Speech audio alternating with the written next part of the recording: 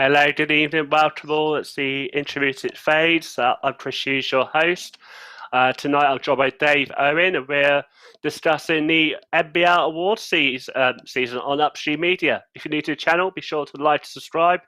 We open UpStreamedia live stream all the NBL and WNBL D1 games. Welcome, Dave. Hope you're well. Yeah, I'm good. How are you?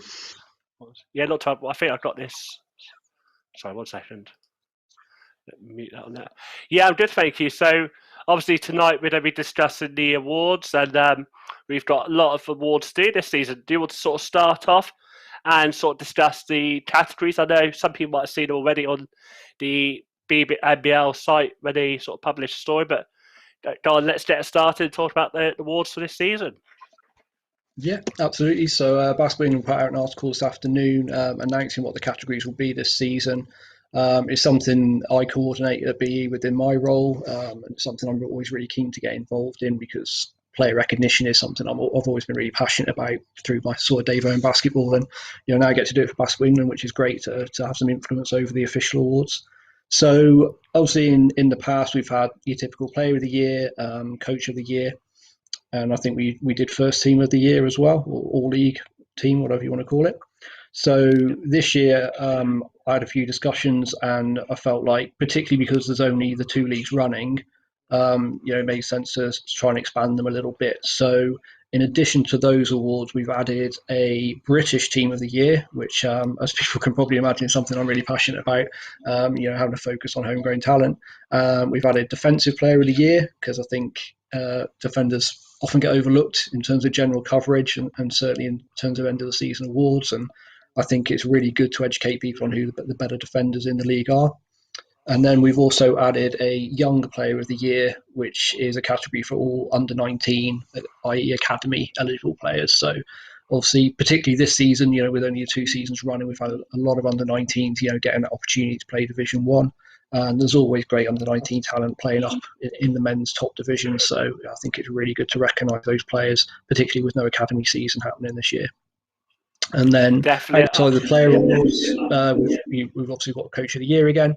And then previously we had a Best Game Day Experience Award in terms of who puts on, the best game day. So this year we swapped that out for Best Live Stream, obviously with the COVID situation and, the huge growth in both number and quality of streams that we've had in the NBL this year. I thought it was really good to recognise the teams that have done the best job on the streams, which, we've all been able to enjoy from home and still watch the league and really engage with it. As I hint, vote for UpStreamedia, so I'm not a biased person here. I totally agree, like what you're saying. I think this season we see a lot of young talent get a lot of opportunities. We'll discuss those players across the board.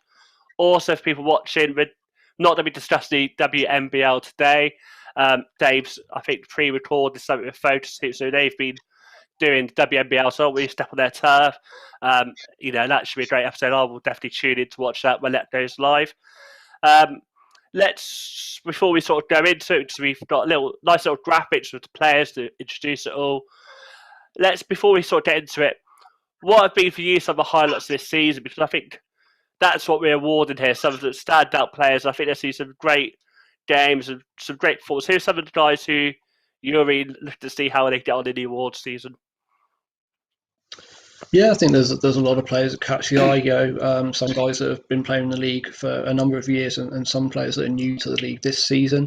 I thought maybe we should just touch on the actual process of how the awards work as well before we get started. Of course. So again, this was in the Basketball England article that was released this afternoon. So just so we want transparency. We want everyone to understand how these awards are decided. So basically the way it works is I go out to every team and ask them to nominate their own players for each award category.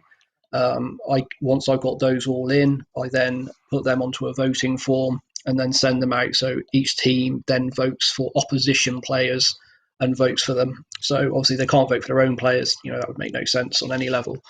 So it's entirely decided by, generally, I think it's generally the head coaches or a committee at each team that go over it and decide as a club who they want to vote for.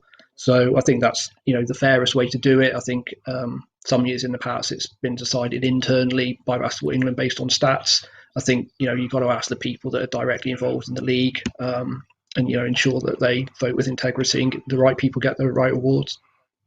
Of course, and as this is streaming live on Facebook, YouTube, I've got the tabs open. Apologies, I had to mute while I thought it was muted earlier. By all means, comment and sort of say who you think should win. Tonight, we'll just be looking at the shortlisted players. We'll go to the shortlist next. I love how this is transparent. I agree. It's a really good process to go. Coaches not having to vote their own players, looking at other players. I think across the board, you don't get quite a balance, and you probably get a worthy winner in each category. Also, I think I'm not sure who mentioned, and correct me if I'm wrong, but I believe Barcelona will be releasing that short list in due course, so people can see who are some of the players that can be voted for. Is that correct? Yeah. So the nominated players from each team that are up for each award in the voting process will be announced from tomorrow. I think each award will maybe be spread out over a couple of days, but those announcements will be out this week. All the nominations have come in. They finish up on Friday. So it would be great for players to actually see which players every team put forward, and then obviously once the votes are all done and collated, we'll announce the winners in the lead up to the playoff finals, I believe. I say no spoilers from me to say obviously that's your Barcelona's job, but there's a lot of talent on this shortlist, so I don't think many of any players have been missed. So rest assured, if you've had a really good season, I think you will be recognised. So before we get Rupert to put the slides on for the first category, let's just quickly go to the shortlist. So we both talked about this before we came on air. We didn't want to say the whole shortlist and discuss it. People don't want to list 3 or 4 hours, so we've comprised it to the top 10, and that's on efficiency and adjusted efficiency. And these stats have been compiled from your lovely database, Dave. Quickly, for people who may not been on our previous shows where we talked about your adjusted efficiency, just sort of explain the efficiency and adjusted efficiency for anyone who may not be aware of the terminology. Yeah, of course. So just to be really clear, so on this show, we're just looking at the top 10 players statistically for each award. So we're not looking at, which players were nominated or not nominated, as that's not been officially announced yet. It wouldn't be appropriate to discuss it yet. So we're just looking at the statistics. Efficiency, I think people are aware of now. That's just a single number that summarizes, your points, rebounds, assists, your positives and your negatives with turnovers and missed shots and all that kind of thing.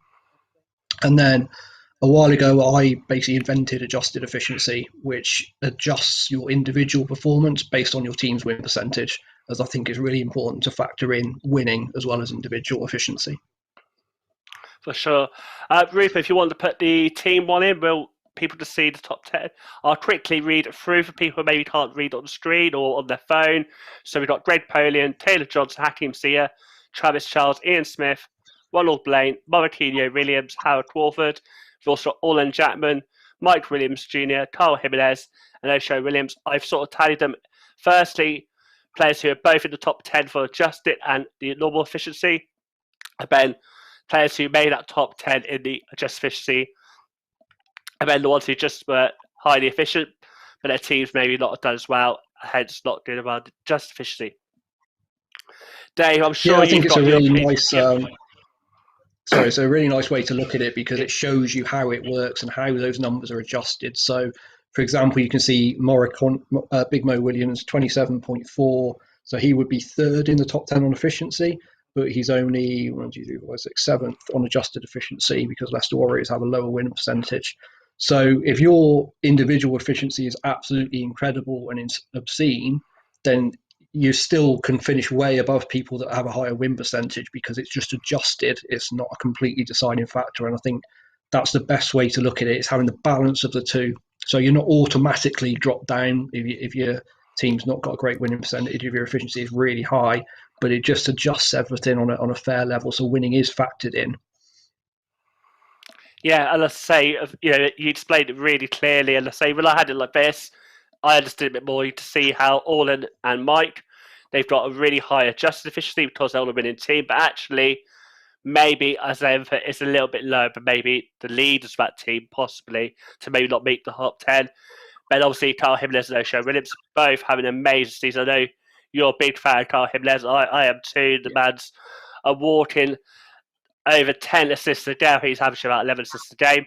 But unfortunately, he's on a team that's got 10 losses already. That's why he's a little bit lower. But off the bat, Dave, if you were one having to sort of pick your team of the year, as you said, the coaches will pick 5 players, none from their team. Who would you pick as your 5?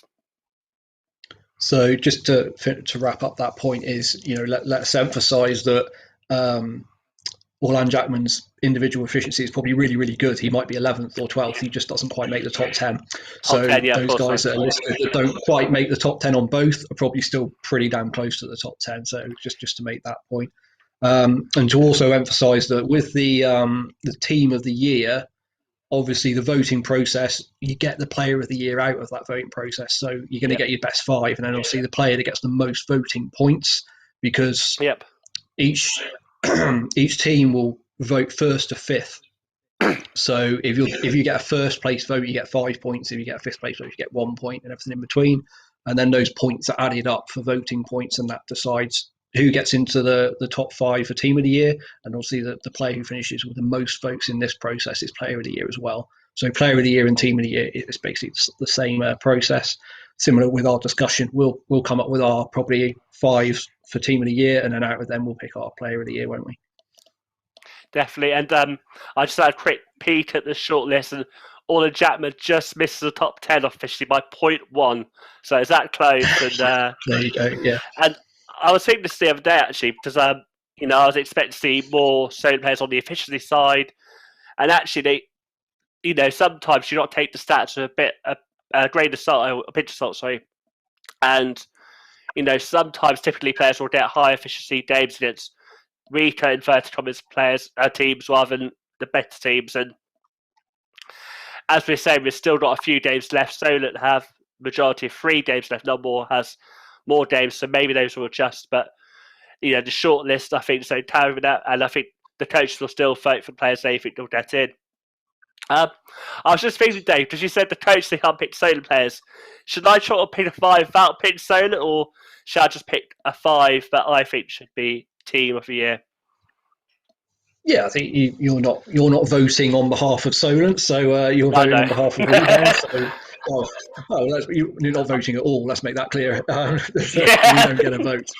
We don't. For the purposes of this show, we're obviously going to say who we would go for if it was up to us. And there's no reason for you not to pick Solent players just on the basis of that. Of course. As my guest, you to pick yours first, Dave. Who are you going for?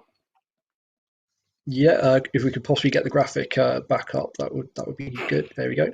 So for me, it's really tough not to pick 4 of my 5 from Solent and Thames Valley, and I think the easiest thing for me to answer is if we're talking positionally, which it's kind of going to be, we're going to have to see how the votes come out at the end and see whether we have to make a decision based on position or not. I generally look at it as I'm going to have 2 guards, I'm going to have 2 forwards, and then I'm going to have a wild card. I'm just going to have the best player that's left. So if I have 3 forwards, fine. If I have 3 guards, fine. I'm not too concerned with that. But I wouldn't have a team of 5 forwards. So I think my 2 guards just pick themselves. I think it's Taylor Johnson and it's Ian Smith. I think that they're just locks. Mike Williams is there on the adjusted efficiency. Kyle Jimenez is there on the individual efficiency. They both have a strong argument, but it's tough, as I say, to look outside of Solent and Thames Valley with how dominant they've been in the league. And the influence those 2 have. I mean, Ian Smith and Taylor Johnson would both be probably in the conversation for your player of the year as well. So I would go with them as my 2 guards for sure. Now, when you move on to forwards, it gets a lot tougher. I will emphasise the point that when we talk about efficiency, there's a big emphasis on rebounding, because if anyone doesn't understand efficiency, it's your good stats balanced out by your bad stats to come out with one number. So, you score points, but you miss shots. You get assists, but you get turnovers. But of course, missed rebounds isn't a stat. So rebounds is a little bit of a cheat code to get a good efficiency number. And of course, forwards are naturally going to get more rebounds than most guards. although we know Carl Jimenez gets a whole lot of triple doubles with rebounds, so there are exceptions to that. Yeah. So there's always going to be a leaning towards forwards when you look at efficiency numbers. That is one of the flaws of it, but it's kind of the best stat to work with, really, when you're just looking at that kind of summary number. So forwards, again, when I come back to the Solent Thames Valley thing, could I leave Hakeem Siller and Travis Charles out of my team of the year? I'd find it really tough to. So if I was picking right now today, I'd probably pick those four: 2 guards, 2 forwards, all from Solent and Thames Valley. And then picking my 5th player, it makes a whole lot of sense to say Greg Polian. He's top in individual efficiency. He's top in adjusted efficiency. Hemel Storm right there with the contenders in the league. I've seen a lot of him play. I like his game. He's very, very efficient. He stays within what the team needs him to do and his skill set. And he's very, very effective at it. Big Mo Williams has been an absolute monster in the league. He's been a lot of fun to see him playing at this level. I try to be unbiased. I'm always going to have a slight lean towards British guys. Everyone knows that with the nature of my Dave Owen basketball work. And on that note, Orlan Jackman, one of the best players in the league this year. When you look at what he's done with his pro career, we know what he can do. We've discussed Carl Jimenez on previous shows. Those are 2 British guys that I'd love to kind of to try and squeeze in there, but I feel like when you're looking at that table, and I'm basically picking the top 5 on stats, really, and they make sense to the eye test and everything else that I've watched over the season as well. So I think my 5th guy would probably be Greg Polian, because I don't think you can make an argument not to include him. I totally agree. I was pretty much ticking off when you said the names you said. Yeah, I think Ian Sear, Taylor Johnson, they both demand a lot of defensive attention. I think if I had to sort of give an extra point, I might lean towards Taylor, but Ian, Taylor, either one of those win MVP, I wouldn't be unhappy with. Travis Charles, I think for me, when I was watching that TVC game at the weekend, and if you're looking at what Thames Valley tried to do on the defensive end, 9 out of 10, Travis Charles either double, triple teamed, and he's still getting those stats. I think he commands that defensive presence. And Orlan Jackman too. I think he's been a real plus for Solent. Again, for me, Greg Polian, I think it's unfortunately not injured now, but I think he's done enough in the season already to get that 5th spot.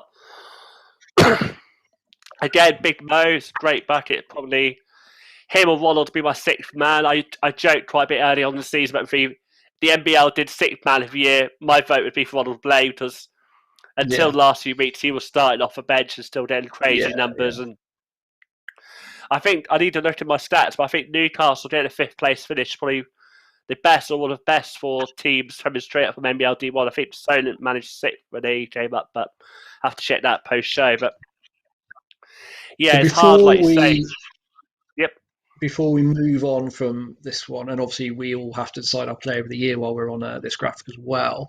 Just wondering whether there's anyone you think should be in the conversation for team of the year that's not on the graphic where we've just, as I say, highlighted the top 10 statistically.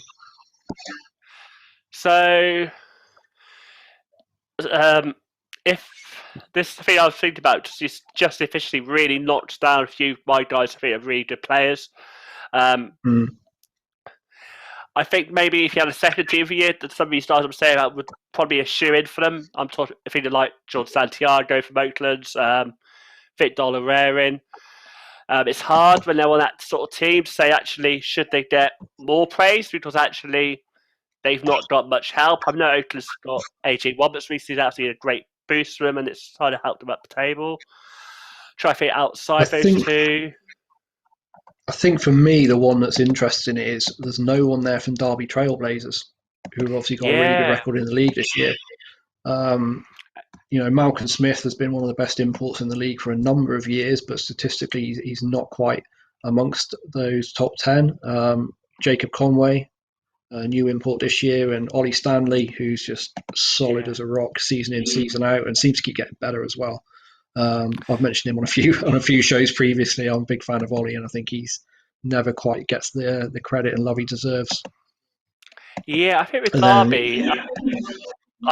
Derby, sorry, I think it's for me. I think they're the most well-rounded team in the league in terms of mm, they've got guys who shoot the free, or or they've got guys who they do a bit of everything. You got Ollie Stanley who does sometimes 20-20 rebound, point rebound. You got Blake Bowman, probably rookie of the year, but we'll get to that later. Not rookie year, young player of the year, sorry. But yeah, I don't see a standout player because I feel they're all very good, and so they've got a lot of depth. They've, I think if you look at a bench in the team, I think for them, Derby and Newcastle probably got the best bench because you got likes of Ashley Ugo, one of the yeah, Beria, loads of guys. They've also had Rema Lacelis at one point in the season. I think they're more of a team rather than individuals. Not saying the guys here are individuals, but I feel they're a good, solid team, and I definitely see them doing a repeat deja vu. I'm saying my final season, last season, Hemel lost to the champions and Derby went to finish top four. That's now to still happen, but I feel Derby will be a top four team and that be on merit of the team rather than an individual like a Greg Polian or Ian Smith. It's a proper team who've got all no massive weakness in them, and I think that's maybe why they're not on here. Anyone else for you? yeah. Not I think you with think more? just to finish off on Derby, I think one of Yeah, the highlights of the season for me has actually been the guys you mentioned, Ash Hugo and Ronald Iberia, who both put up huge numbers in the lower divisions, kind of did 3 to 4 over the years. And I think it's fair to say I'm probably the only sort of media outlet that looks at that level and kind of crunches the numbers and looks at those stats, because obviously it's a lot of work to get the averages because you've only got 3 top scorers to work with at those levels. So it's always really interesting to see whether those players that are standing out at that level get the opportunity to play at Division One, which is often just down to geography, unfortunately. But it's great to see those players actually get a Division One opportunity, get a meaningful role, and prove that they can really make an impact at this level. So that's something I love seeing players move up through the divisions and make an impact. It's great to see. definitely. On that note, actually, I just thought I know you being a Brit watch person, you'll probably love these next two selections, but I've really enjoyed watching Great Ossibor. I probably, if he had to be at the Yeah, start of the season, he's gone from like a player from Maestroff to now being the main part of that Bradford team and actually being a big part of the reason why they've come up. If he had a second team here, I would say why is Great Ossibor not on that short list? Andre Arisol, I think he could be in this. He's sort yeah, of that. But it's hard because he's mostly on the bench, a bit like Ronald Blaine, start the bench, but he's sort of come through to the rotation. Another one, maybe Sam Newman, possibly, but maybe yeah. just He was a name I outside was of just that. going to mention. But of course, a lot of Yeah, these British players will cover when we talk about the British team of the year, so we can talk about them then. I think if we're talking about imports, I'm not sure there's any that kind of really jump out that aren't there statistically, which would maybe be considered. You could maybe talk about Zaire Taylor just because we know the level of player he is and what he's done in his career, but he's not been quite there statistically with the top guys this year. and I think most of the import players are actually already on that short list. You think we've got 14 teams, so maximum of 28 imports. I know quite a few teams decide not to have imports, so just have one, and I think we've pretty much got most of the import players in there actually. So Yeah. I So think should we we've come. finish off this graphic Yeah. with deciding our player of the year? Go straight in with the biggest award of the year. So I think I've got to be true to what I said in preview. I thought whoever won this Sunday should be MVP because I felt in the Ellich Trophy I was convinced it was Taylor Johnson. The amount of triple team, double team, and he still got to work and did well, and especially in the away game. But I think it's got to be Ian Smith. I think the most valuable players got to be valuable, but the most important point. And for Solent, they had to win that game on home court to defend their trophy. And it wasn't just a good performance, it was a 42 efficiency performance. And I think he just gets my vote. But as I said to you earlier, if it's Taylor Johnson or Greg Polian or Travis Charles or Orland Jackman, I'm not going to be too questioning about. I think there've been a lot of standout performances. What do you think, Dave? Yeah, I mean, we talked about this a little bit pre-show. For me, it's got to come from Solent or Thames Valley. I'd probably, if I knew who had won the league, I'd probably lean that way. But because we don't know who's winning yet, it's almost more interesting to talk about. I kind of look at Solent and I'm like, I'm not sure who your most influential player is. You know, you can make the argument for Ian Smith or Travis Charles, I think. You can have the debate as well with Thames Valley, whether it's Taylor Johnson or Keem Silla, but I would lean a little bit more towards Taylor Johnson in terms of being the most influential player overall. Um, so just on that basis that I feel like there's a clear standout player, I'd probably lean towards Taylor Johnson. I know Rusty Johnson will be pleased if he's watching. I know he's prevalent on social Yeah. media, always supporting his son. I know, I'm sure the rest of you listeners, he's always sharing our work. I've just seen if anyone in the live chats answering. If you want to put your suggestion, we'll read out your comments. But yeah, I think you probably got it right there. For anyone watching and wondering, so Solent, obviously tied the head-to-head 1-1, but Thames Valley Cavaliers got 1 game left and they play Hemel Storm. Solent got 3 games left and they've got to play Leicester, Nottingham, which is a rearranged game. Date to be confirmed. You can't see it on the stores and schedule page yet. And they've also got to play, I think it's Oakland. So they've got to wait a little bit. Whereas if TBC lose Hemel, then it's all over for TBC. But TBC, they take care of Hemel, and so they have a slip up, then it's all to play for still. Right, should we move to the the British Team of the Year? I'm so used to your. Maybe we'll call it the Britwatch. Britwatch Team of the Year next season. We should have sponsored by We'll Dave rename it. Owen. So quickly, Actually, if no, you're I want watching to your keep that. I phone, want to do my own Britwatch Awards. yeah, okay. So if you're on your phone, you can't see it graphically. I'll just quickly read out the shortlist going from the highest average efficiency down to the player who's just not the efficiency. We've got Orla Jackman, Martina Williams, Carl Jimenez, Derby got a player in it now. And the last slide they did Oliver Stanley. Got Max Richardson from Woven Thunder, Sam Newman, Harrison Gamble, Blaine Freckerton, Andre Aerosol, Bode Adeluola, Victor Olarerin, Leon Francis, and Martin Gale. What are your thoughts about that? Is that who you thought would be, or is there names you think could be on that shortlist, Dave? Yeah, I think most of the players that I'd consider in contention are pretty much there. Bodie's there. I know I was questioning Drake's submission, but you rightly said he has Spanish passport. Brendan Okoronkwo is a guy who I think should definitely be in the conversation. He's maybe not there statistically, but anyone who's watched Brendan play knows Blake Bowman, who we'll talk about when we come to the under-19 category, could arguably be in there, for the overall senior award as well. Leon Francis. Oh no, we got Leon there. He's there. Lewis Champion. Lewis Champion hasn't kind of jumped out statistically this season, but again, we know the level of the player, and when you watch the team play, he's a crucial part of what they do. So he's an interesting one. Teo Oyefusi, quietly always efficient for Hemel Storm.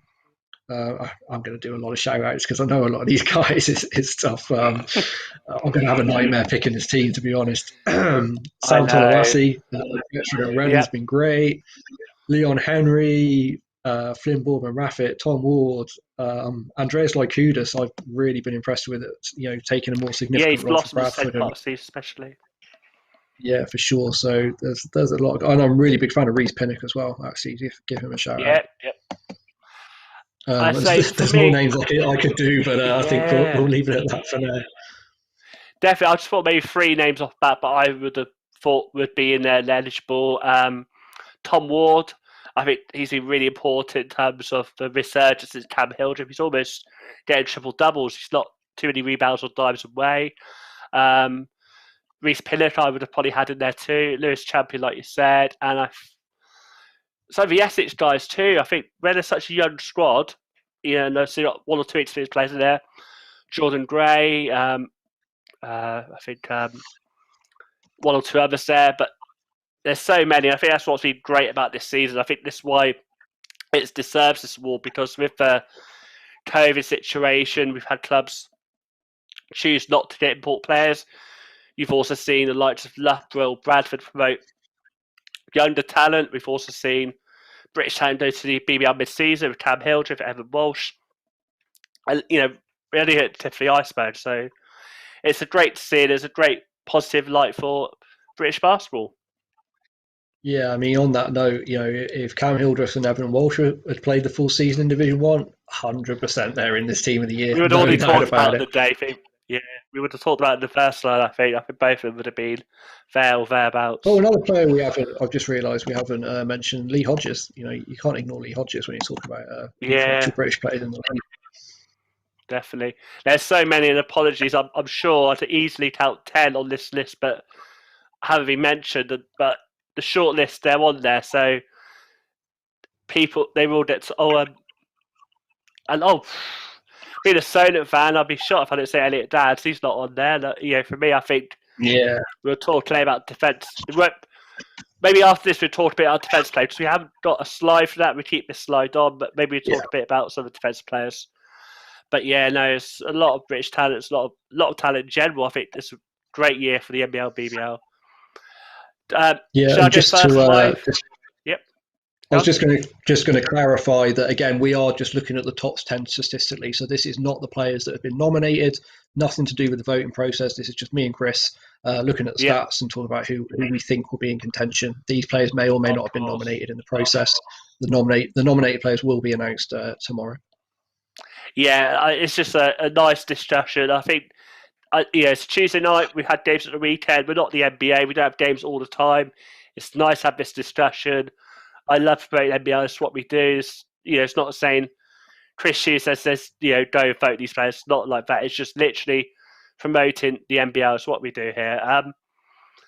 So if you look at just efficiency, we've got some Orland 40. That's amazing. But say little spelling error on me. It's 20.7 efficiencies up there. Carl Himnes, we talk about walking triple double.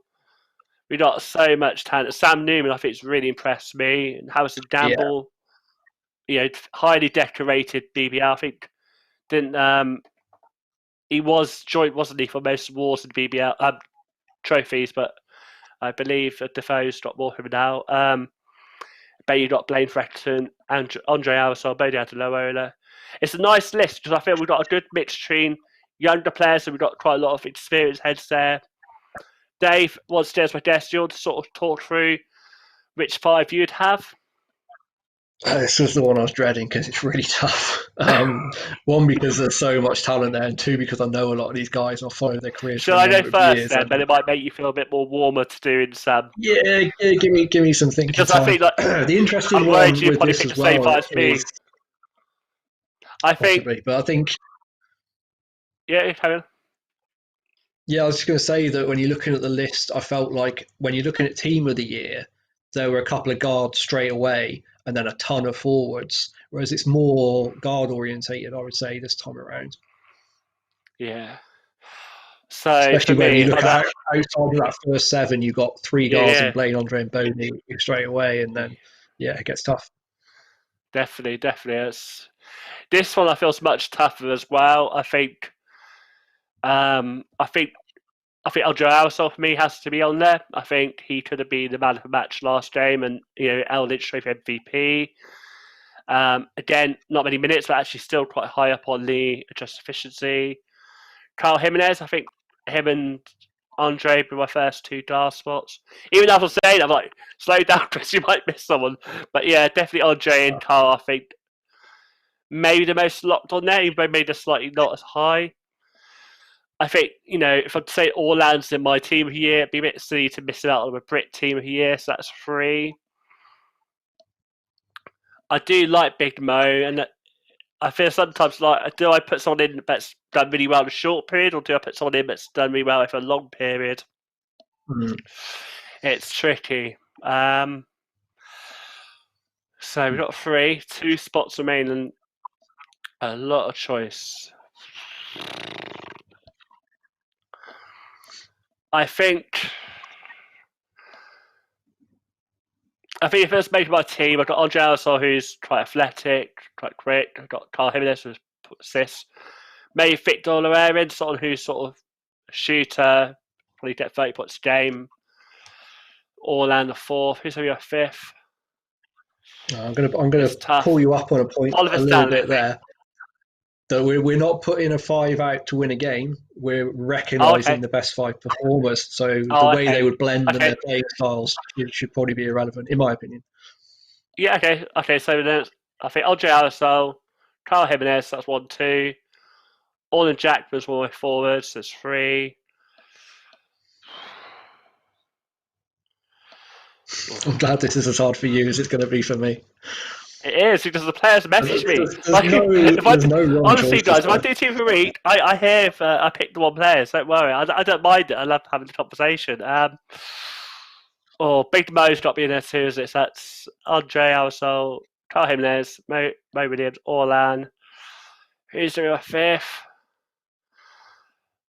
I'm trying not to think about backlash. I'm just really thinking basketball terms. It's tough because I'm thinking Ola Stanley, Max Richardson, Sam Newman. I It's think he does a bit hard. of I everything. find it with stuff like this, it's hard not to be influenced by just like you obviously have an affinity to certain players and enjoy the way they play. And sometimes you Yeah. just kind of unconsciously lean towards them as just a player Oh, you of really course, yeah. like. You know, in terms of your preferences for basketball, you just like the way they play. It's hard not to Yeah, be of influenced by course. that. I think it's hard because, like you say, I'm in the back of my thinking like guys who get a lot of rebounds. Try to think it's really tough. I think I could pick 2 teams of 5 and be happy with both teams. Um, Tell you I what, it'd be think fun. I'm going to go for Leo. Let's pick 2 teams of 5 and have a British All Star game. Yeah. Don't do that. So you get the first pick, I get the second pick, and we go from.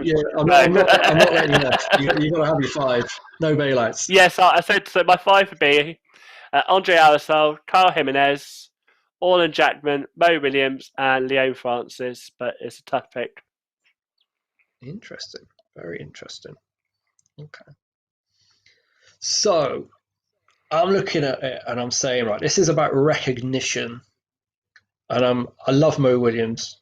He's a good guy. I've followed his career a long time, but he's a pro who's kind of temporarily playing in Division One.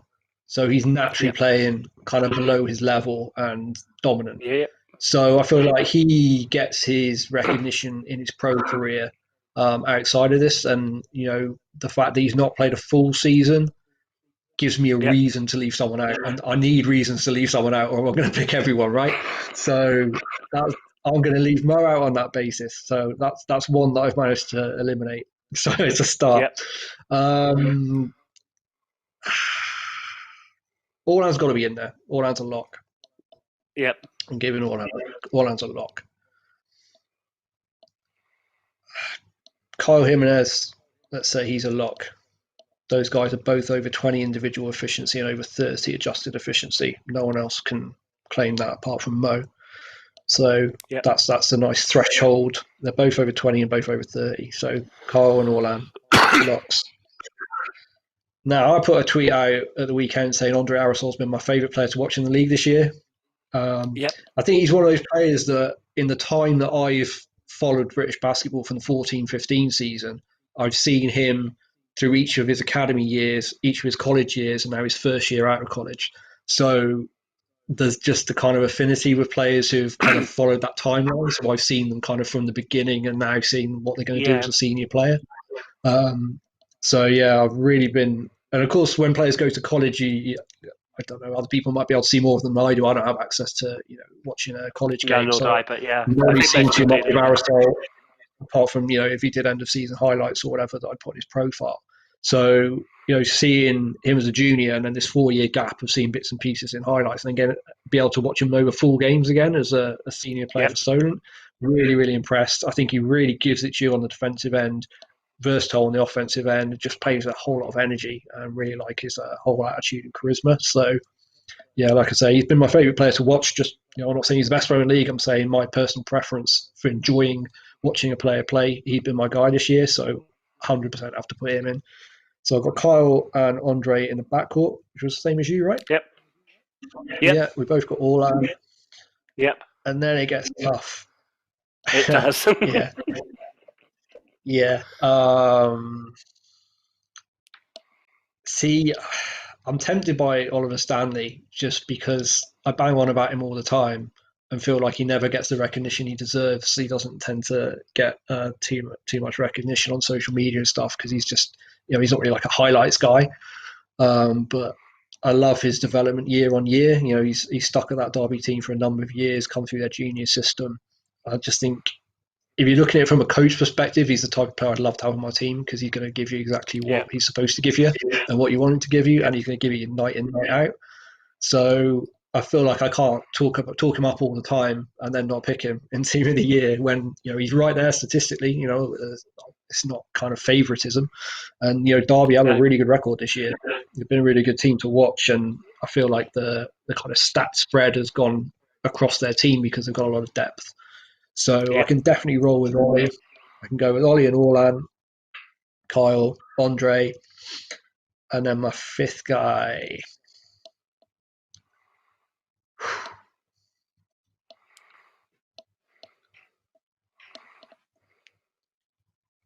This is so tough. Anyone on that list could be right there. So I've got two Solents in.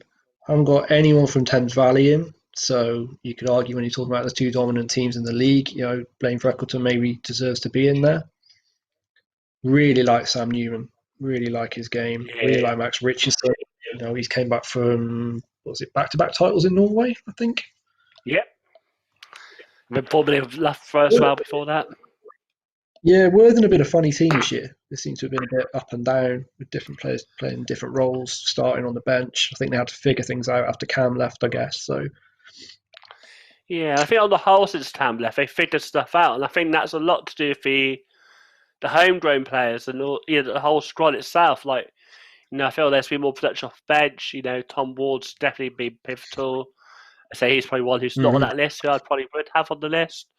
Obviously, Max Richardson, player of the week 2 or 3 times recently, I think I remember. So it's a tough decision. Got to give a shout out to Victor O'Lorellan as well. When you look at that efficiency, how many players on that list are over 20 on individual efficiency? Only 4, right?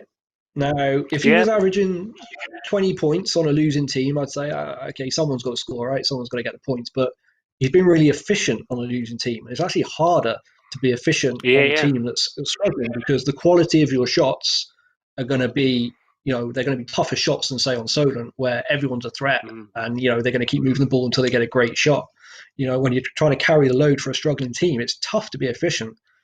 So Victor definitely needs some love, and I don't know how old he is off the top of my head. I'm saying 2021. So he's not like a veteran in the league to be leading a losing team. So it's a big time season from him, and obviously being on a losing team, he's not got quite the recognition that he deserves.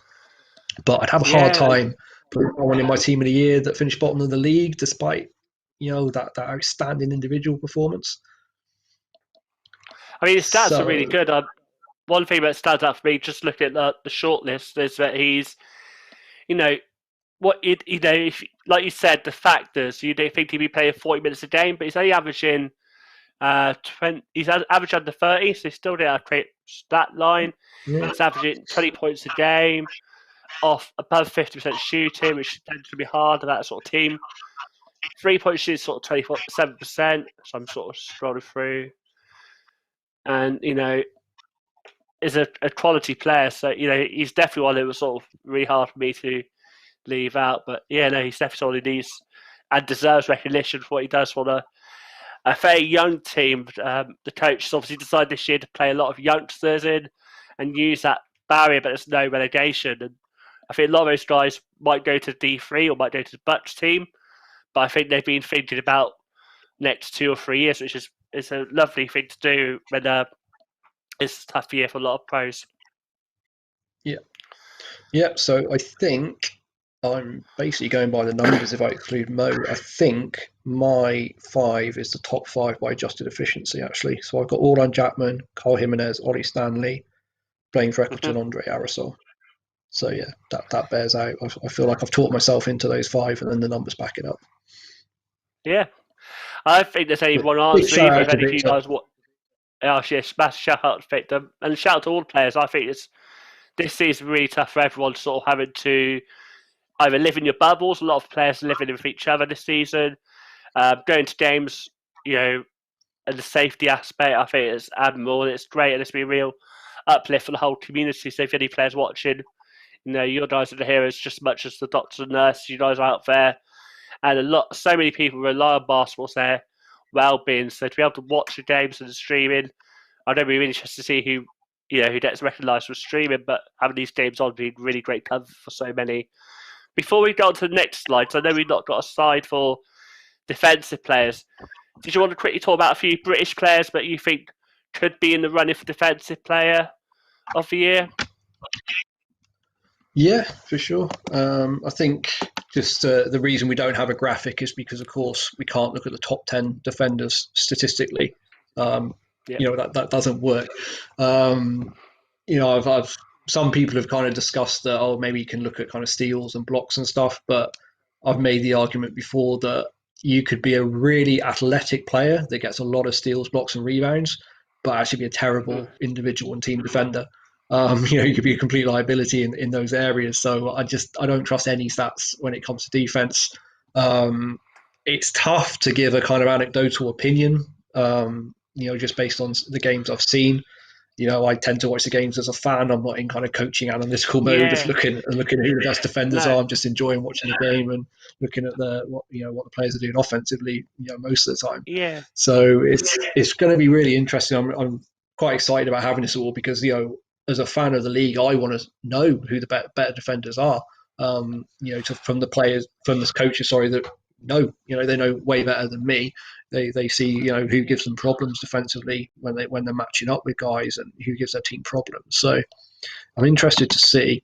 I think some of the names, and this is I'm certainly no expert in this, but from what I've watched in the games, if we're talking about British players, Andre Aerosol, as I've mentioned, stands out massively. Reece Pinnock certainly stands out. Elliot Dadds definitely stands out. Those would probably be the three British names that really spring to mind defensively. Yeah. For me, I tend to look at quite a lot of stats, and for me, I think one of the biggest things I've noticed is, I know we talked about saying it, but TBC. So for me, one of the things when I watched TBC last year was I knew they'd outscore anyone, but the problem was I thought they'd also let teams outscore them, and they've gone from, I think it's averaging 95, 96 points against a night per week, and they weren't always averaging over 100 if you look at stretches. But this season, they've gone from, I think it's 70 points from 90. So that's a massive, almost a third of improvement in defence. So it'd be interesting to see which players come up in the fight for men, because that's a massive, same squad pretty much, minus Martel Mucklemore, who's obviously gone to Surrey, but what a massive overhaul sort of managed to sort of shore up that defence. I think if we're talking, you name pretty much most of the British basketball players from homegrown status, maybe imports. You probably add Sire Taylor in, Malcolm Smith. He could be a possibility. I'm really looking forward to that one. Anyone else you think we've missed at all? I think we covered them quite well. I think. Well, I've just been looking up because I was like, well, what stat could you use to have some kind of intel and insight on this award? So logically, you look at who the best team is defensively, right? Because if they're the best team defensively, then you can certainly make the case for who their best defenders are. So let's see. Unfortunately, the only stat I can get my hands on at the moment without doing some number crunching myself is just the average points against, which is a bit of a basic stat, which I'm not too happy with. But obviously Solent come out on top where their average points against is 65.8, and then the next lowest is Thames Valley with 78.1. So that's a pretty huge gap. Obviously we know that's very much a team effort. It's down to the coaching and the preparation that Matt and Jack and the team do. But certainly when you watch Solent play, for me, Andre Aerosol, as I said, stands out. Elliot Dad stands out. And of course, the other conversation you have is, how a defender like Andre Aerosol and Elliot Dad, who are chasing down a ball handler and hustling them and hassling them and giving them problems on the perimeter, of impact the game in a very different way to someone like, say, Hakeem Silla, who really protects the paint and the rim and is a difference maker, changing shots as well as blocking shots. It's a completely different defensive impact. So it's going to be interesting to see how the votes play out, and what kind of defense people lean towards, whether it's more of a paint protector or a rim protector, or whether it's someone who puts a massive pressure on the ball handle or just shuts down the team's best player, or maybe it's a versatile defender that can do a bit of everything, depending, like someone like Brendan Okoronkwo, who's sometimes he might play the one and sometimes he might play the four. He could be matched up with pretty much anyone and always does a pretty decent job defensively from what I've seen. So yeah, it's going to be quite interesting how people, what's their criteria for deciding that defensive player of the year. Definitely. I think I'd have to coach on the show at some point to talk that. I think it's a really interesting topic. I know I was sort of streaming for the first time, but seeing the TVC game on my iPhone sort of made a little highlights tape. And the thing I noticed was, and it's a stat I'd love to see more, is the amount of times a player wins an offensive foul against the team, because that's one thing so do quite well. I think Brendan, they had an 18-0 run at the weekend, which really sort of knocked the wind out of TVC sales. And I remember when I was watching back the clips, Toronto won up 2 charges, I think, and Dads might have won.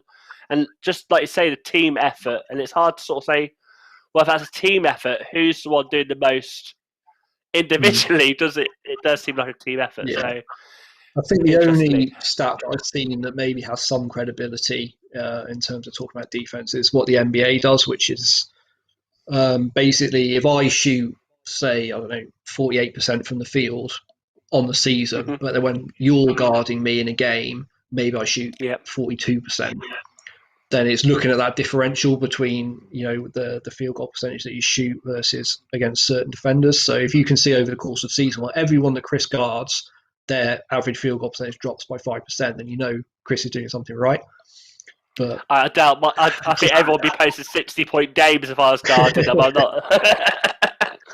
It was funny because over last summer, I think it's before lockdown, I went to a scrimmage. I didn't think it was anything. It was at Solent Sports Centre, and it was open to all. And I phoned in. I said, "Look, I don't want to offend anyone going, so I'm more of a watcher than a spectator."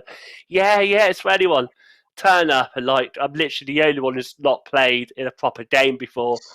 And the guys there will play 5-on-5, and I was guarding. I think it was Solent's youngster, Zach Riabi. He gets in part of the rotation. Yeah.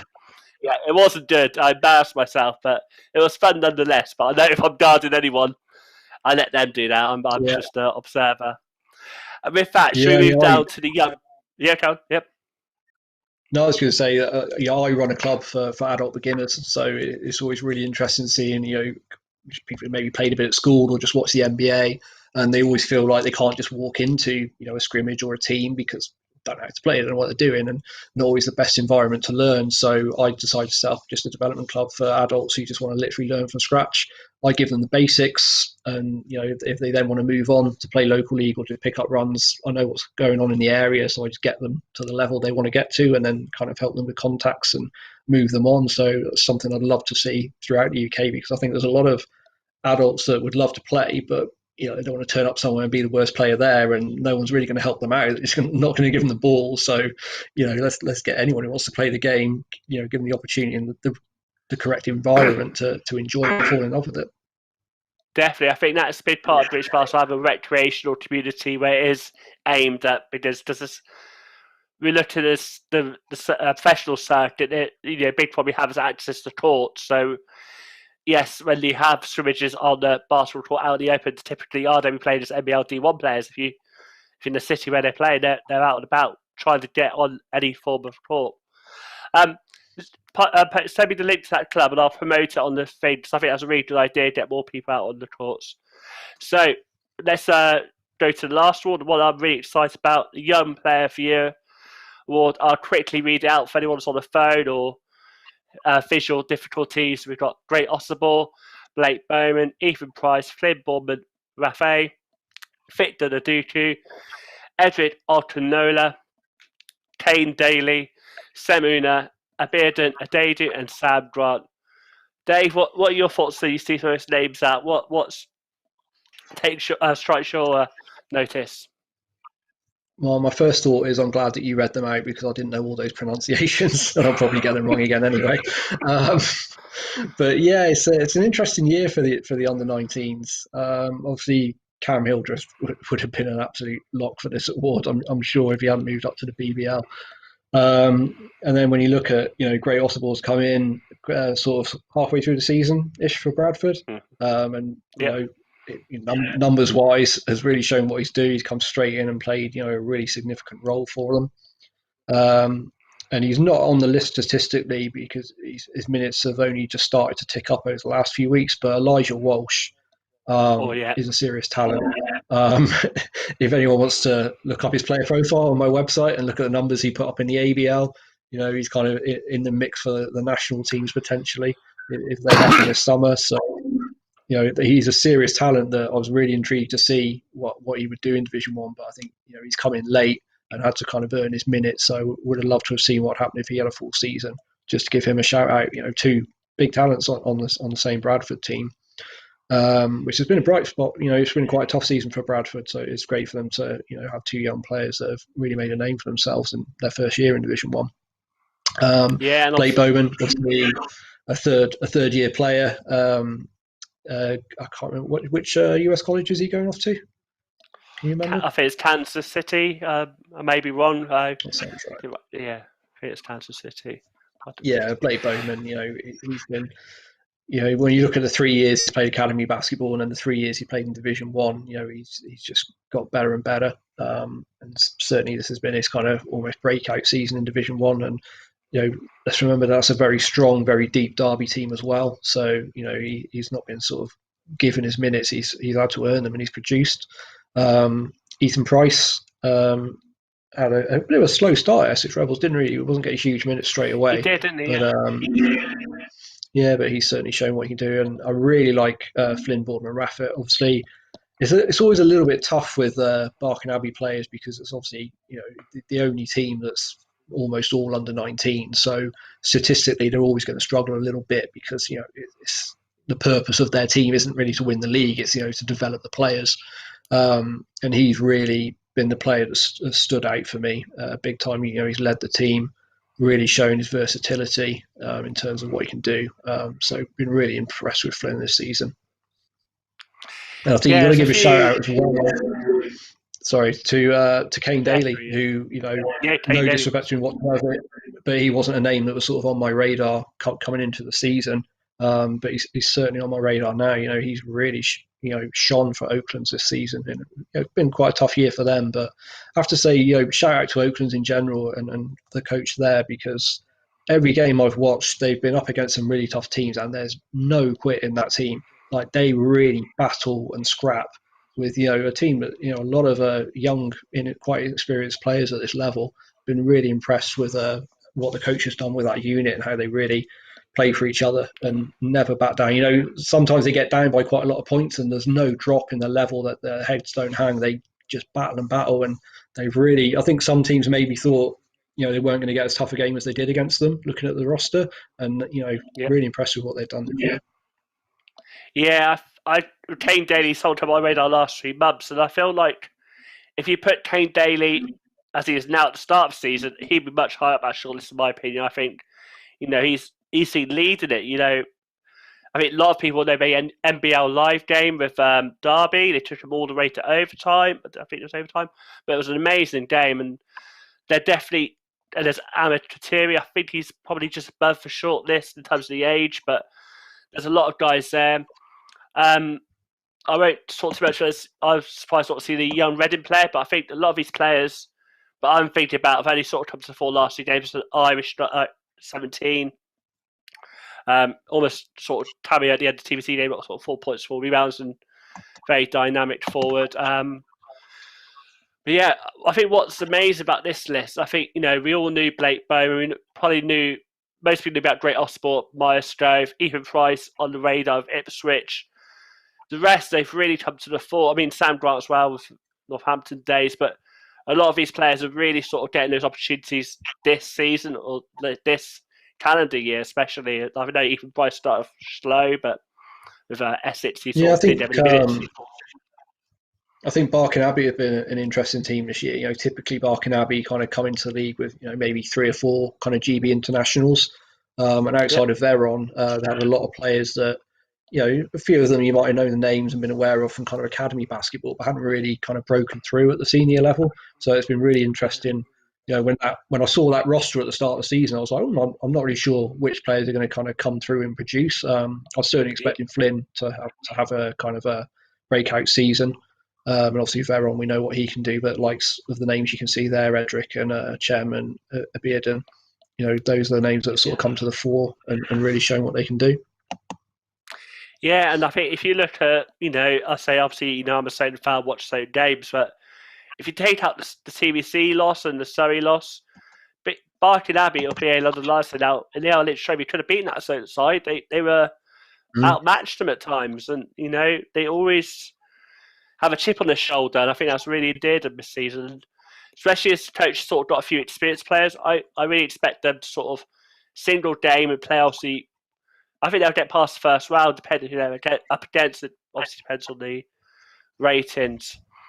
Big thing I was surprised about, it's no disrespect, but Blake Bowman gets a lot of love and a lot of attention from the basketball circles. So when I saw, I think I was slightly surprised Great Osborne was above him, but I think Great Osborne is amazing talent. I'm not too surprised, but I was sort of thinking it'd be Blake great 1-2 with Ethan and Flynn not too far behind. But Trent is great because he's come from being a nobody in that side for Maelstrom, played well for Maelstrom, to being like the player for bench to being the key outlet. So I think that's going to be a certainly big part to something. play. Certainly, I thought based on kind of the previous Academy League season, Blake Bowman, Ethan Price were right there in the kind of. I don't know, did they win MVP in either conference? I'm sure Ethan Price got MVP. I think Blake might have won in the other conference.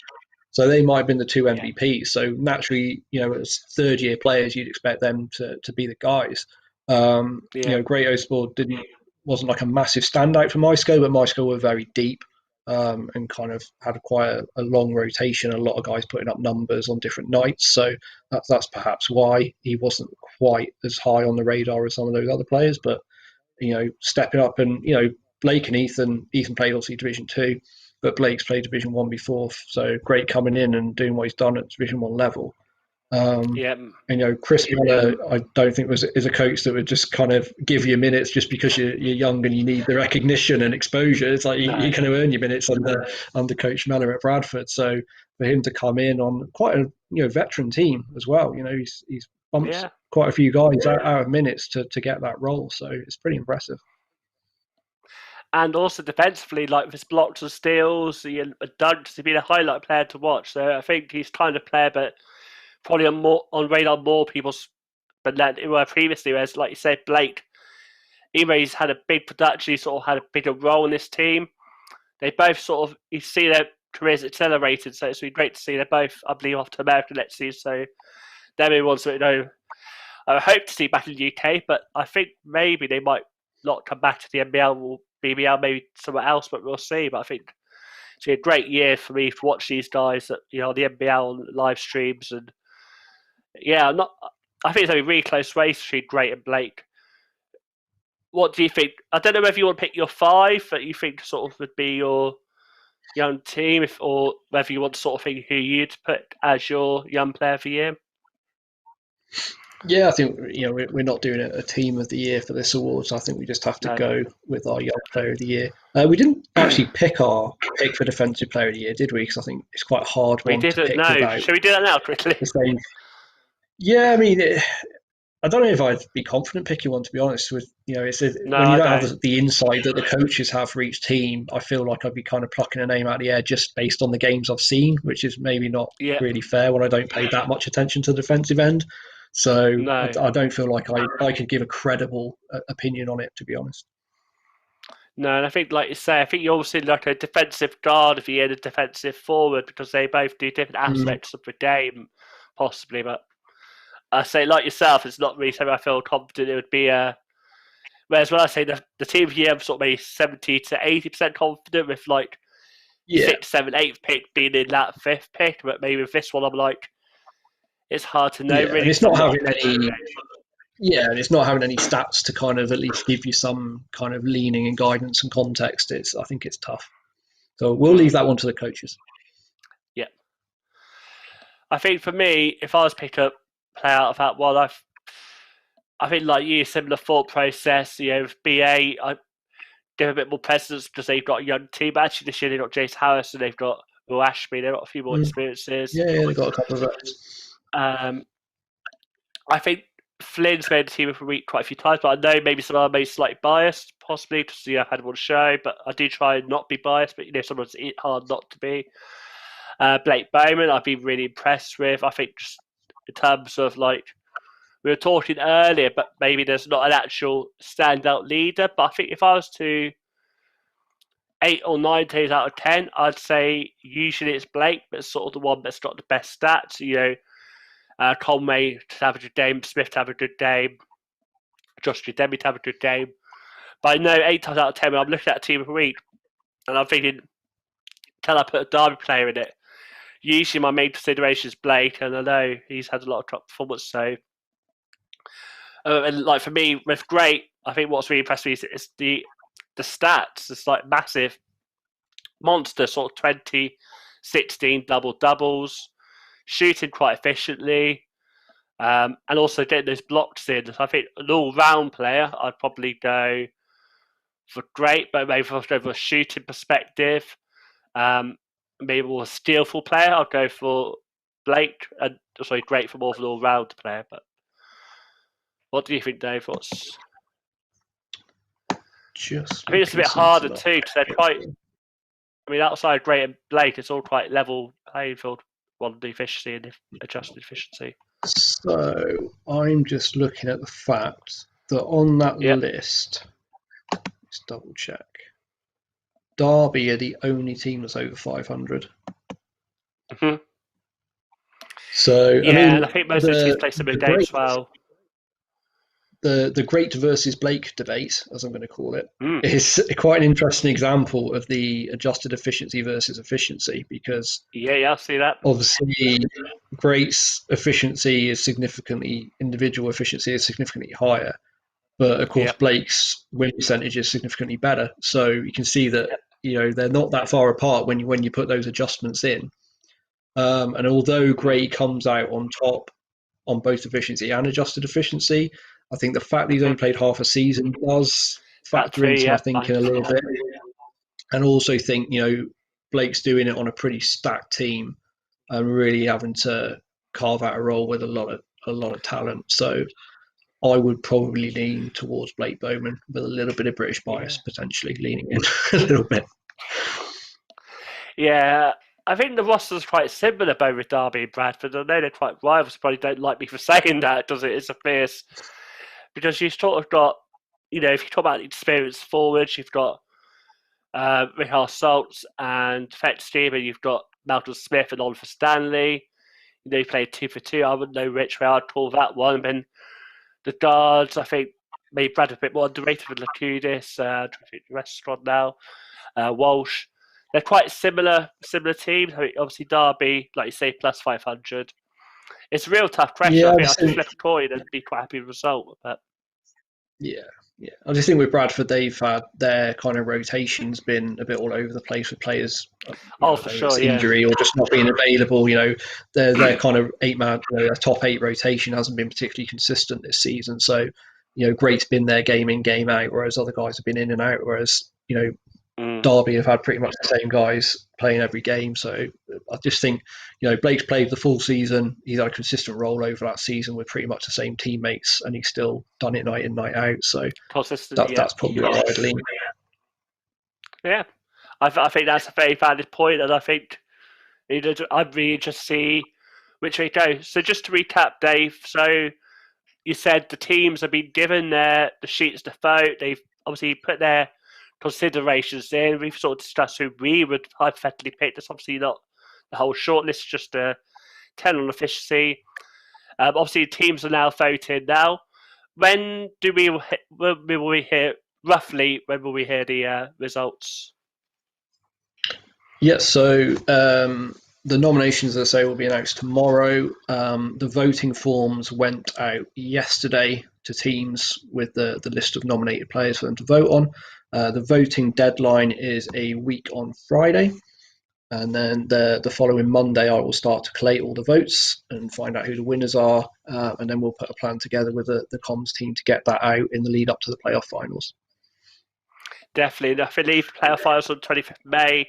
And just a selfish plug, just 25th May also corresponds with a charity thing I'll be doing. So you can see here I'm wearing the red Always Mortality. Obviously not one Solent. They did originally the black one, but the Solent was sold so well. Always Born have released the red one because obviously Solent wear black, red, and white. So maybe if there's even more popular, they might bring a white one, but I'm not sure. Just watch the space. But I'm more than happy to mention, but like this year has been tough for me, and I'm sure it's been tough for others. And my mental health's gone from being really good, from having this show, having some opportunity to talk basketball, to being a bit low because I can't go watch games necessarily, or can't do the things that I'd loved before. So I've teamed up with Always Born to do colorways. We've done quite a lot of the NBL teams already. We're trying to expand the range. All the shirts are available on Always Born, and the proceeds are £4 for every shirt sale, go straight to my charity. I spoke to them earlier today. We've already raised over £100, which is amazing. And if you buy a shirt before 25th of May, £4 for every sale go to my charity. And we're looking at doing a raffle on 25th of May, so it'll be a giveaway, probably like £1 or two to enter, and you'd have a chance to win some amazing prizes, which we'll announce in due course. So I'm looking forward to that. I'm also looking forward to seeing who the everyone picked. So I think we discussed all the categories. We obviously got Coach of the Year. I think that's a little bit more straightforward. I guess who probably Sheen Diamond and Coach Banks. So we have to see. Is there any other coach you think might get majority third vote, or do you think that's a two-horse race? It's a really interesting one with Coach of the Year because in an ideal world, it should go to the coach that does the most with the talent he's got. So you might win the league, and I'm definitely not saying this about her coach going on a guy, Coach Banks, but hypothetically, in another league, let's say, you could win the league by just having more talent than everyone else, and not necessarily have to coach to your best ability or get the most out of your team because you're just better than everyone else, right? That's something that could happen. I certainly don't think it's happening in Division 1 this year, but that's something that could be considered. So, but you might say Barking Abbey, for example, have maybe got more wins than they would have done based on the talent they've got available to them because of their coaching, for example. So I used to do a thing with the NBA rosters where I'd give every player a rating and then average the top 8 rotation guys to give the team a rating. And then I look at how the win percentages and those ratings compared and see if someone is kind of outperforming their talent by their win percentage. Then I know, okay, Greg Popovich is a good coach, and can't really do that at Division 1 level because trying to rate those players. No, I think it's an interesting topic about maybe teams that have won more, maybe 4. And I try not to look at factors where you've just got a NBA's type talent like not NBA, but you know what I mean, like a pro player where it's actually just the squad itself. And I'm thinking Newcastle, but maybe the roster now, if they start, maybe I wouldn't have that same feeling. Essex Rebels, I think they've done better maybe some people thought. And like I said, Oakland's too. So there's those sort of teams, certainly from small watching Oakland, I think. Yeah. I think from watching Oakland, certainly Coach Baker has done a terrific job with that unit, particularly, they lost Evan Walsh, who was going to be their guy very early on. Yeah. I think, did they lose any imports that started the season with them? No, so the Essex Rebels lost Kane Van Heineken, I believe, because he was at the L trip but didn't play later on. So similar thing, they haven't replaced him. And they're quite an exciting team to watch. They sort of have that sort of find the guy who's sort of shooting well. Lots of transition, defense and offense, and exciting team. So definitely a team that deserves recognition. Because I think, I noticed DT teams do tend to stay in D1, but actually we've got teams like Essex, Newcastle, who not too far off top 4. So yeah, they definitely deserve some Mm. recognition. Not sure many people would predict that start of season. Yeah, and then going back to the kind of thing I started with, where saying you could have the most talent and win the league. I've heard a lot of people say that, well, part of coaching is recruitment, right? So if you've recruited that Yeah, talent, obviously budget comes into it, which is not really a coaching yeah, perspective, but you've still got to recruit the right guys, whatever your budget. So yeah, I mean it's a very complex debate to have about what the criteria is for coach of the year. Um, who's better placed to decide that than the coaches that are going up against these guys, and maybe having definitely. to be challenged with certain schemes and kind of counter schemes and stuff like that. So yeah, it's an interesting one. I mean, historically it tends to go to the team that won the league, and Yeah, it's a very simple award if you're just going to do that. But at least by going through the voting process, we can see if someone feels like maybe the 5th or 6th place team is a coach doing an outstanding coaching job and getting the most out of the indeed. talent they've got, more than just winning. So yeah, it's going to be an interesting one. Definitely, and a reminder of people who's like who won it last year. So last year we had the MVP, Team of the Year, and Coach of the Year.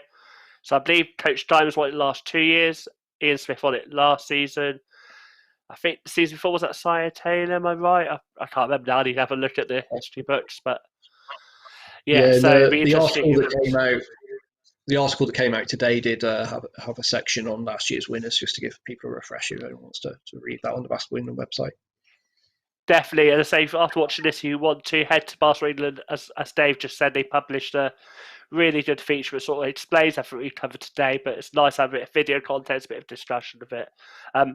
I really appreciate you coming on, Dave. You're doing a great job, and I really enjoy. But you'll do more for the Women's Day, and I don't look forward to watching that Photos Hoops interview with you discussing the female side. Great season. I Do you want know. to just Imagine his. do you want to give your probably slightly biased opinion on the final award, which is the best live streaming this season? Yeah, me and Ruben talk about this a lot, and there's a lot of good streams out there. There's a lot of streams maybe could work in progress.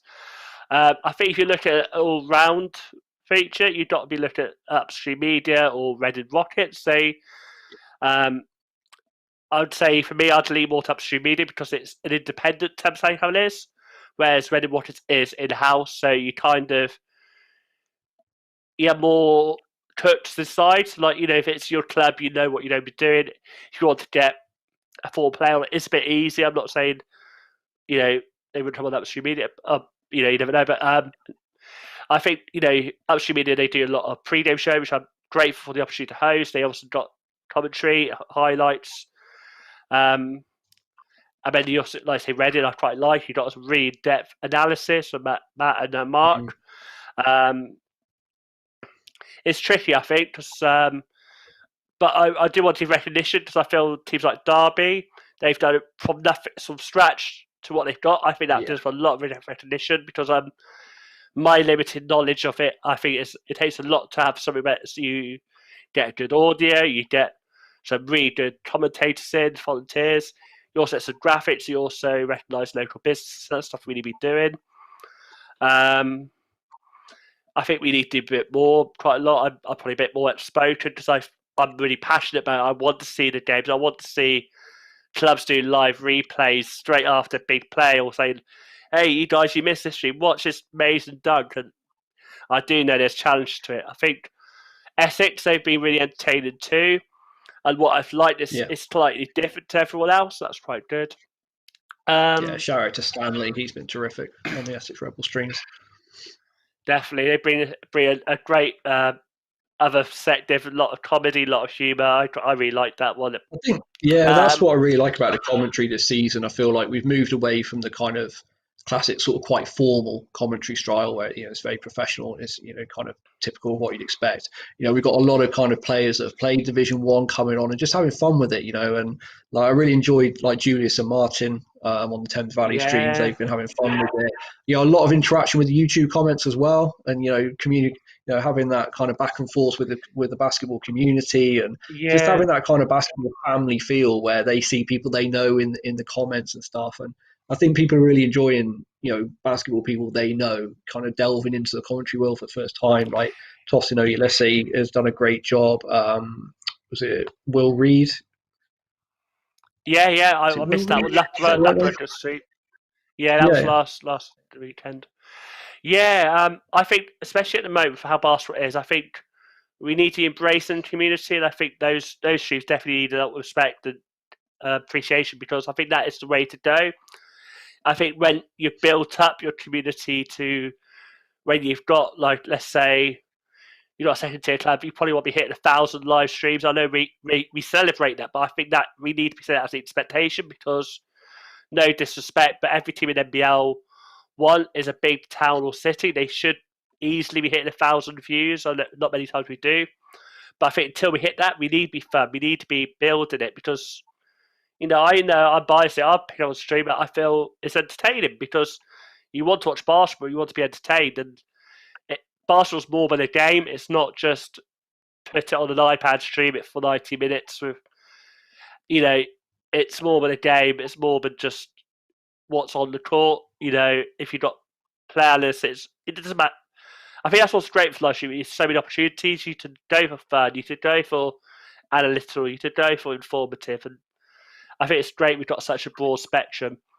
Um, I think as what other well, if topic? we've got Yeah, maybe ex-players that stop playing and yeah, don't kind of have any involvement with the sport anymore, it's a new avenue for them to kind of stay connected to yeah, the sport and contribute and do something different, and develop some skills that could be useful in professional world. It's doing something different. It's getting out there and doing some comms.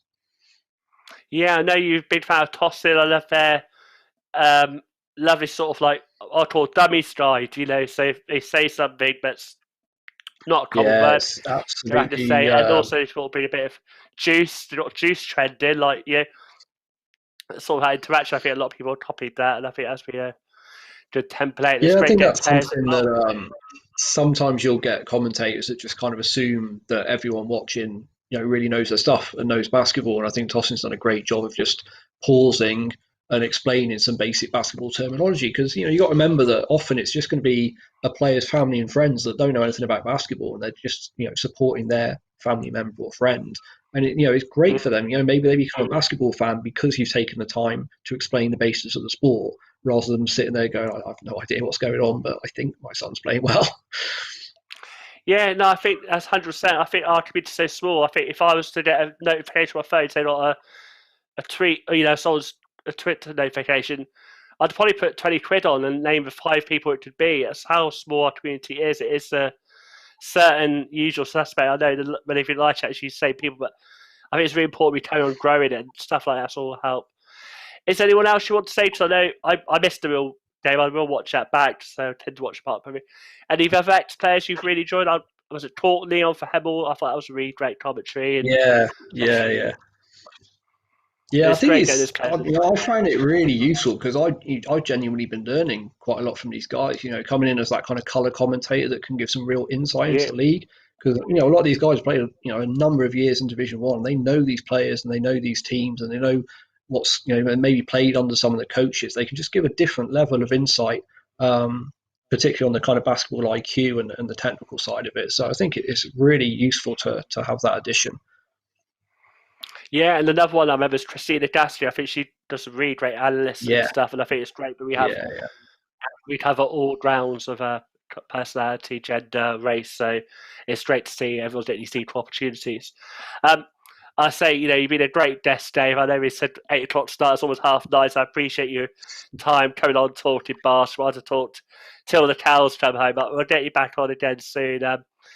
Any final piece, anything you want to promote before you go? So I know you've worked really hard this season, and there's some things you sort of started to share.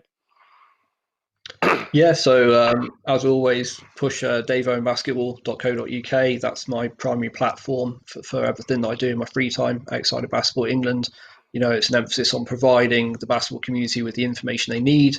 So, journalists, commentators, content creators, give them all the information they need to produce better content.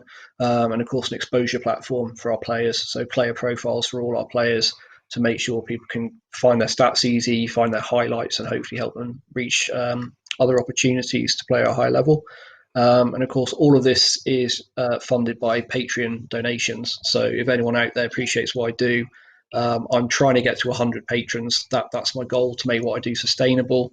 If I don't get that, I'm forced to put the website behind a paywall, which means people can't access the data unless they pay. Less exposure for our players, particularly overseas. The US college coaches probably aren't going to pay to access those profiles, but they might stumble upon players if it's all free and open access to everyone. Or, of course, just shut the website down and not do it anymore. So, yeah, I really want to keep it running. I've put a lot of years' work into it, and I want to keep it open access to everyone, but I need more Patreon support to do that. So from as little as £1 a month, which you wouldn't even notice going out for your account each month, if you can afford to help me out and you appreciate what I do, please do support me via Patreon. Definitely, and I'm happy to say I'm a proud patron of Dave Owen, and it's a really good topic, one we don't talk about often. There's so many people in British basketball, from coaches, players to contractors, who work for free, who do all this great work, and sometimes you feel guilty about these patrons, but actually, like you say, it's your hard-earned time, and it's a loss of the cost of doing it. You could be doing something else, but you're actually doing a great service. So I'm more than happy to contribute on Patreon. Like you say a cup of tea a month, or a cup or soft drink, whatever everyone drinks. So keep doing what you do, Dave. Massive support is what you do. You help with my graphics, and it's great to have a resource where we sort of learn a bit more. Even myself as an observer, I still see stuff on your site. Oh, didn't know that.